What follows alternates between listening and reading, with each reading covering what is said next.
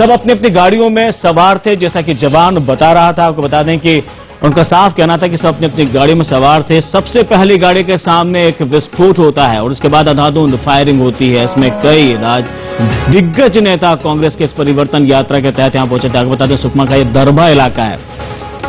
काफी भौगोलिक स्थिति के बारे में बात की जाए तो पूरा जंगल का इलाका है। नक्सली अक्सर यहां पर वारदात को अंजाम देते हैं, कभी एम्बुश लगाकर कभी विस्फोट करते हैं। और आपको बता दें कि सवाल यहां पर सबसे बड़ा ये उठता है कि जो जवान भी अगर यहां से जाते हैं वो उस इलाके से वाकिफ नहीं होते हैं, जितना कि ये माओवादी है, नक्सलवादी, ये वहां के जो लोग हैं ये बेहतर उस इलाके से परिचित होते हैं। वारदातों को अंजाम देने के बाद कहां छिपना है, कहां से फरार होना है, बेहतर जानते हैं। और ऐसे में जब परिवर्तन यात्रा यहां से निकली, आपको बता दें कि अजय जोगी खुद, जो कि पूर्व मुख्यमंत्री, वो खुद यहां पर शामिल थे, लेकिन वो जब वहां से हेलीकॉप्टर से रायपुर पहुंच चुके थे, सड़क के रास्ते ये परिवर्तन यात्रा उस वक्त चल रही थी, तब ये हमला हुआ है।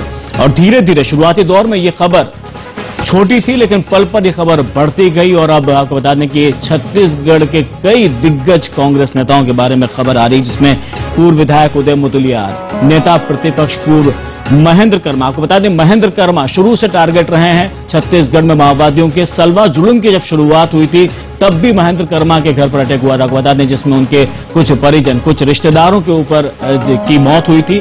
तब से ही लगातार सलवा जुलूम की शुरुआत के साथ ही माओवादी उनके निशाने पर थे। और महेंद्र कर्मा के बारे में भी खबर मिल रही है, हालांकि सूत्रों से अभी तक आधिकारिक पुष्टि नहीं हुई है कि महेंद्र कर्मा की उसमें मौत हुई है। उदय मुदलियार की मौत की खबर है। साथ ही नंद कुमार पटेल, जो कि प्रदेश कांग्रेस अध्यक्ष हैं पीसीसी के, आपको बता दें छत्तीसगढ़ के, पहले खबर आई कि उन्हें अगवा किया गया, उनका अपहरण किया गया, लेकिन बाद में ये भी सूत्रों से खबर मिल रही है कि उनकी भी मौत की खबर है।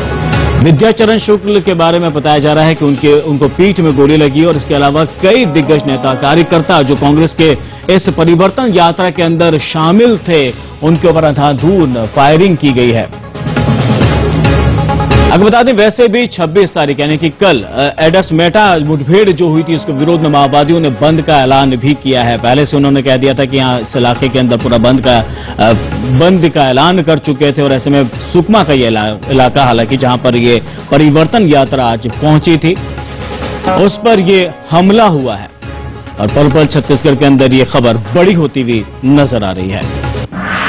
तो कांग्रेस के कई दिग्गज इस परिवर्तन यात्रा के अंदर शामिल थे। बड़ा ही दुखद ये घटना है, बड़ा ही दुखद आज का दिन एक काला दिवस के रूप में यहां पर सामने आ रहा है। आपको बता दें जिस तरह से जवान बात कर रहा था, 1000 की तादाद, यानी कि पहले से प्री प्लान्ड थे माओवादी। उन्हें पता था इस इलाके से मूवमेंट होना है परिवर्तन यात्रा का, और उसको किस तरह से निशाना बनाना है। आपको बता दें जो माओवादी है उनकी मॉडस ऑपरेंडी बिल्कुल बदल चुकी है। और लगातार पहले हत्याओं पर नहीं आते थे, लेकिन हत्याएं करना शुरू करी, आम आदमियों को, आम आदिवासियों को परेशान करना शुरू करा। उसके बाद पुलिस की जो सर्चिंग पार्टी जाती थी, कई बार उनको निशाना बनाया गया है। बड़े बड़े नक्सली वारदातें, जैसे कोयला बेड़ा की बात करें, तालमेटला की बात करें, जहां पर 2010 के अंदर आपको बता दें 76 जवानों को निशाना बनाया था। उसके बाद आज राजनेताओं पर भी निशाना बनाना शुरू कर दिया है, जिसमें आज परिवर्तन यात्रा के तहत कांग्रेस की परिवर्तन यात्रा थी, जिस वक्त ये हमला किया गया माओवादियों का।